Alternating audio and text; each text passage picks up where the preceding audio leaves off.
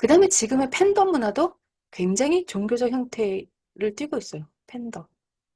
그러니까 팬덤이라는 말 자체도 원래가 이제 광신자, 열광자 같은 이 팬에다가 덤, 영지, 나라 이게 붙은 거니까 원래 이제 광신의 의미를 띠고 있긴 한데 근데 또 이게 이런 나랑 취향이 같고 나랑 파장이 같은 사람들끼리 만나면 재밌긴 하잖아요. 그리고 또 나를 흥분시키는 어떤 그게 스포츠 스타든 배우든 가수든 나를 즐겁게 해주니까.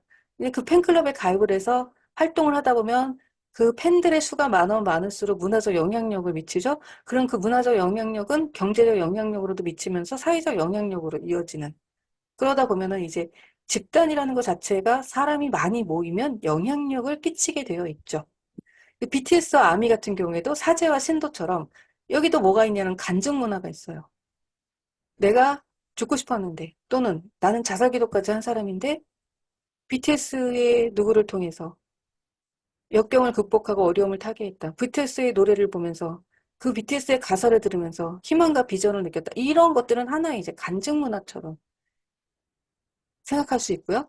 최근에 문제가 되고 있는 요 김어준과 아리스 같은 요 팬덤도 김어준의 구속 사건 때 여러 가지 인터뷰 기사들이 나왔는데 이제 제가 기억에 남는 건 뭐 내 새끼 그렇다고 버릴까 뭐 요런 표현들 같은 경우에는 어쨌든 이제 내 것, 우리 것.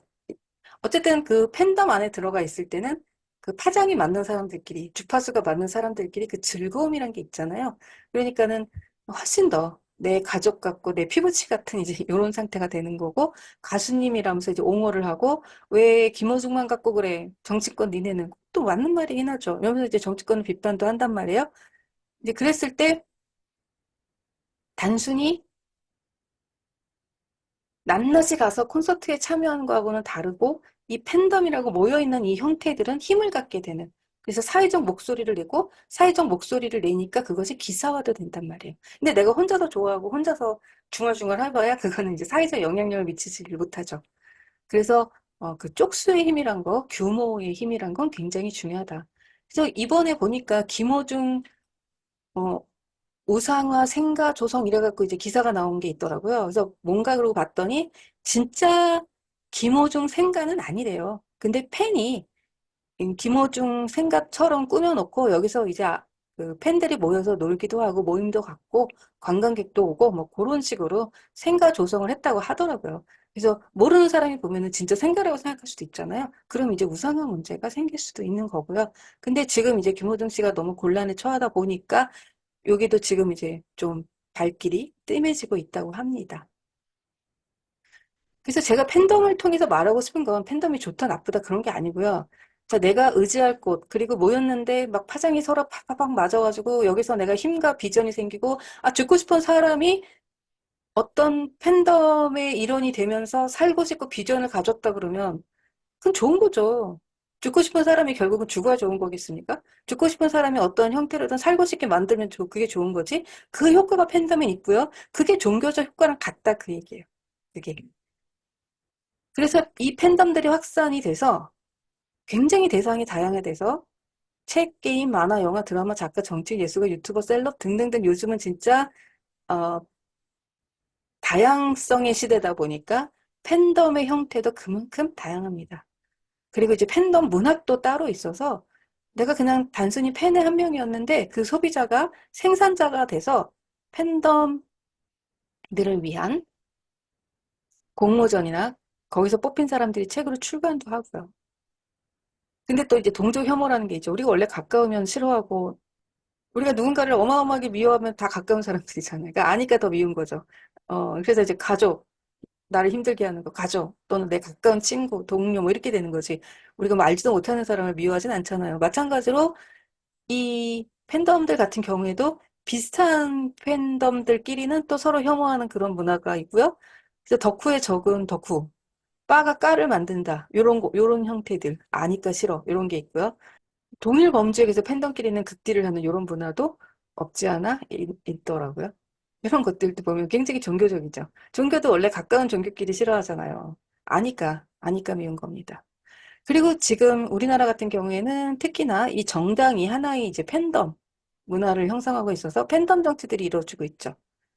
노사모부터 출발을 해서 박사모, 달빛기사단, 개딸, 위드훈이 같이 팬덤을 가지고 있고 이 팬덤들이 각각 뭐 좋은 일도 하고 또는 사회에 부정적인 영향을 미치기도 하고 그거는 이제 각 팬덤마다 다르겠고 그리고 모여있는 사람들의 성격도 다르겠죠. 그러니까 저는 이제 이거를 싸잡아서 좋다 나쁘다 그 말이 절대 아니고요. 이거 오해하시면 안 돼요. 이게 이제 정치 문제로 들어오면은 너무 민감해가지고 내가 사랑하는 존재를 상대가 안 사랑하는 것만으로도 상처를 받아요. 저 그거 종교라고 봐요. 근데 또 그게 이제 사랑이라는 게 굉장히 비합리적인 감정이다 보니까 우리가 왜 그런 거 있잖아요. 내가 사랑하는 사람이야. 그것만으로도 모든 게 막 나에게는 다 쉴드가 쳐진단 말이에요. 근데 내 친구가 그 사람에 대해서 비판을 했어. 마치 내가 비판을 받는 것 같아. 또 부모님들이 특히 이제 자기 자녀에 대해서 누군가 자기 자녀를 욕하면 뭐 왠지 내가 욕을 먹는 것 같아. 이게 이제 인격적으로 분리가 안 돼 있고 서로 연결이 되어 있다 보니까 그런 효과가 팬덤 안에서도 발생해서 이제는 앞으로 그런 시대가 올지도 몰라요. 내가 어떤 팬덤 안에 있다 그러면은 차라리 이제 이렇게 서로 싸우지 않게 그 표시를 하는 거예요. 표시를. 어떤 로고들을 각각 달고 다니거나 아니면 이름표들을 다 부착을 해서 그 사람 앞에 가면 절대 거기에 대해서 나쁜 말은 하지 마. 이런 사이가 될 수도 있어요. 왜냐면 그 종교성이란 게 우상화가 되고 그 우상화에 의해서 내 사유가 마비가 되면 소통이 안 되고요. 소통이 안 되면 그때부터는 어떤 일이 일어날지 아무도 보장할 수 없는 거거든요. 그래서 종교가 광신도가 무섭다 그러는데 지금은 그런 광신도 종교 광풍의 시대가 바로 이제 쫙 확산이 되고 있으니까. 그래서 이제 우상화, 진영 논리, 우리 편 아니면 다 남의 편이야. 남의 편은 뭐지? 적이야. 적들은 죽여야 돼. 이렇게 된단 말이에요. 그러면서 이제 내로남불 같은 경우에는 거뜬한 거죠. 왜냐면 우리 편은 감싸줘야지. 이런 거예요. 왜 유교에서도 가족의 잘못을 까발리지 않는 걸 덕목으로 생각한단 말이에요. 그런 거 있단 말이에요. 그러니까 극단주의 위험성이 있다 보니까. 근데 이제 우리가 그럼 다 따로따로 살 수 있냐면 또 문제는 그렇게 될 수가 없는 거야. 개딸 따로 살고 위도훈이 따로 살고 달빛 기사단 따로 살고 서로 소통도 하지 않고 교류도 하지 말고 나라도 그럼 나눠 가져. 말이 안 되잖아. 그걸 생각하셔야 돼, 그거를. 개딸 욕 많이 먹고 있는데 그러면 개딸들은 개딸들끼리만 살면 되잖아. 그럼 너무 행복할 것 같죠. 그 안에서. 우리는 막 으쌰으쌰하고 막 이렇게 분리해 갖고 살면은 이렇게 어 지역별로 지금은 나눠져 있잖아요. 그러니까 지역별로 나누지 않고 그냥 이렇게 자기가 좋아하는 정치인들 놓고 이렇게 따로 그걸로 이제 국경을 나눠 갖고 사는 거야. 그럼 되게 행복할 것 같죠. 저는 천만의 만스 만만의 꽁떡이라고 생각합니다. 비슷한 사람끼리 모여 있으면 그 안에서 또 더 증오하고 더 혐오합니다. 그래서 이제 자아성찰, 각성 이런 것들이 필요한 거예요. 그래서 종교성이 나를 자아 각성시키게 되면 그것은 긍정적 효과가 되는 거고, 내 사유를 마비시켜서 나를 n분의 1로 만들어버리면 그럼 이제 부정적 효과를 발생시키는 거고. 그래서 이런 것에 대해서 메릴랜드 대학교 이언 앤슨 교수 같은 경우에는 2018년에 트럼프 지지자들이 너무 새로운 거예요. 그러면서 이제 이런 결론을 정치 지식이 평균 이하인 응답자들은 자신의 정치 이해 수준에 대해서 과잉 확신을 지닌다. 물론 이렇게 말하면 되게 화낼 수도 있어요. 근데 책 한 권 읽은 사람 이길 수 없다고 종교도 하나만 아는 사람은 이길 수 없거든요. 마찬가지로 정치 지식도 평균 이하면 내가 알고 있는 것에 대해서 과잉 확신할 수밖에 없어요. 그러니까 내가 민주당 지지자면 보수 우파 들어가서 컨텐츠 청취해야 되는 거고 내가 국힘당 지지자면 진보 좌파 들어가서 컨텐츠 청취해야지. 안 그러면 각각 가지고 있는 일부분의 지식을 가지고 전체를 보다 보니까 더 확신할 수밖에 없어요. 근데 이제 우리 인간이 가지고 있는 특징 중에는 뭐가 있냐? 나랑 생각이 조금 다르거나 내가 막 열내서 말하고 있는 것에 대해서 반론이 들어오면 욱하는 거 있거든요. 그래서 나랑 의견이 같은 것만 쫓아 듣다 보니까 자기 확신 부분이 더 커지는 거죠. 그리고 내 생각과 다른 건 아예 듣고 싶지가 않죠. 들리지도 않죠. 요게 저는 종교 중독 현상이랑 같은 현상이라고 봐요. 그리고 이제 조국 현상 같은 경우에도 조국 백서가 4만이 팔렸는데 반대하는 조국 흑서가 10만이 팔리고 본인이 스스로 쓴 조국의 시가는 15만이 팔렸다. 이건 제가 이제 어떤 특정 시기에 나온 기사를 토대로 한 거니까 지금은 또 이게 달라질 수 있는데 이런 것들이 옳고 그름의 문제가 아니라 믿음의 문제라는 거예요. 이미 우상화 시스템 안에 들어가면 조국은 지금 현재 이제 우상화가 되는 형태인 거죠. 이렇게 우상화 시스템 안에 들어가면 그때부터는 종교 영역이라는 이야기. 그리고 그거를 종교 영역이라는 걸 인식을 해야 그래야 이제 우리가 좀 위험 사회로부터 좀 이렇게 멀어질 수 있는 거리를 둘 수 있는 그런 특징이 있는 거죠. 그래서 이제 2021년에 트럼프가 미 국회의사당 전고 폭동을 사주했는지 아니면 그냥 방관했는지 뭐 이런 문제가 지금도 있고 지금 이제 트럼프는 다시 또 공화당 후보 대통령 후보가 돼서 옥중 대통령이 되냐 마냐 요 문제가 지금 또 미국 사회에서 일어나고 있는 거죠. 이 정도 되면 요거는 종교예요, 종교. 믿음의 세계. 그러니까 이제 이 세계는 합리성이라든가 공동체의 안위, 정치가 가지고 있는 본래의 목적, 이 문제가 아니고요. 신념, 종교, 이데올로기. 내가 가지고 있는 그 분노가 어떻게 하면 폭발을 일으킬 수 있고 그 폭발로 인해서 그걸 해소하고 싶은. 그러니까 명상하셔야 된다니까. 이렇게 분노로 폭동을 일으키시는 분들은 사실 필요한 거는 명상, 마음 챙김입니다. 내가 왜 지금 이렇게 분노하는지 마음 챙김이 필요한 겁니다. 그래서 이런 이념의 신앙화 상태, 집단적 믿음 상태, 이게 다 종교의 부정적 효과, 종교성의 부정적 효과인 거고, 이때는 상대를 사탄으로 만들어야 되기 때문에 혐오를 조장하게 되죠. 그래서 온갖 혐오의 용어들이 오늘날 우리 사회에서는 통용되고 있고요. 그리고 갈등을 조장해야 내 세력이 더 단단해지죠.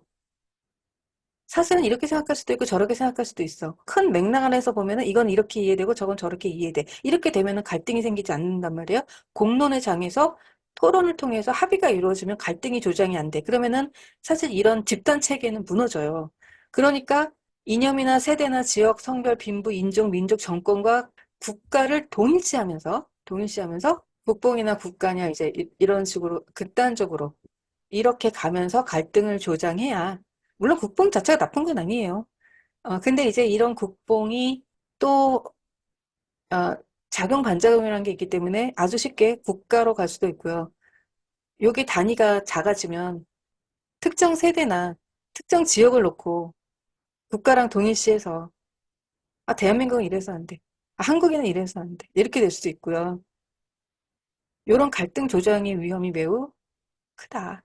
그래서 이제 부작용이 정책을 등한시하고 민심을 왜곡하고 대중을 선동하고 폭력성이 증가되고 이렇게 되면 민주주의가 위협을 받고 민주주의가 위협을 받으면 그러면은 뭐 과거 왕권 시대로 돌아가야 되는 거죠. 그럼 왕권이라는 것은 오늘날로 따지면 이제 독재가 가능해지면 되고 아 사람들이 권리가 너무 힘드니까 세 보이는 사람한테 그 사람이 좋은 사람인지 나쁜 사람인지 그건 중요하지 않아. 그 사람이 세 보여.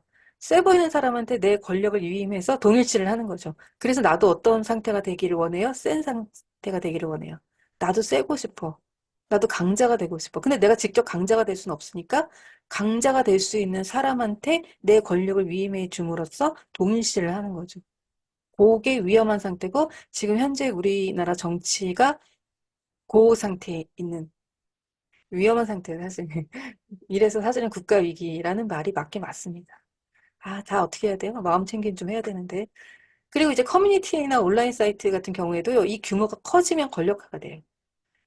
그래서 그 세월호 단식 때문에 유명해진 일베 저장소 같은 경우나, 그 다음에 여성 혐오 때문에 유명해진 메갈리아 같은 경우도, 여기가 이제 뭐, 그대로 돌려준다 그래갖고 미러링, 그 다음에 이제 손 모양 로고 같은 경우에도, 이거가 사실 어떻게 알겠습니까, 사람들이. 근데 이제 이게 하도 유명해지다 보니까 이제는 어떻게 하다 잘못해갖고 이제 그게 크기가 아마 요만해요라고 얘기하면, 요것만 딱, 그것만 이렇게 짤로 잡히면, 나 메갈리아 되는 거야. 그러니까 이제 왜 이게 이런 게 나쁘냐 그러면 이게 사람들로 하여금 자기 통제를 하게 만들어요. 자기 규율, 자기 억압. 그래서 종교도 부정성을 이야기할 때 그게 왜 나쁘냐 그러면 자기 통제를 하게 만들면 그때는 자유롭지 않다는 얘기예요, 내가. 그럼 내가 자유롭지 않으면 그럼 내가 제대로 신앙생활을 하고 있냐 한번 생각해 봐야 돼요. 내가 누구 앞에 갔는데 내 생각을 자유롭게 말할 수가 없어. 그 문제인 거예요. 그래서 지금의 종교나 지금의 정치, 이게 왜 문제가 되냐 그러면 우리가 자유롭게 내 생각을 얘기할 수가 없어. 왜냐면 너무 혐오로 점철돼 있고 그것이 분노 상태에 쌓여 있기 때문에 괜히 쓸데없이 다른 사람의 분노를 건드려서 내가 그것 때문에 또 화를 입을까 봐. 내 스스로 내 사유를 통제하고 억압하게 돼 버렸어요. 이게 문제라는 얘기예요. 그리고 이제 보배드림 같은 경우에는 중고차 거래소로 출발을 했다 그러는데 여기서 되게 재밌는 건 특정 사건에 집중하고 논란이 일어나면 그걸 공론화시킬 수 있는 그런 사람들이 또 이 안에 있더라고요.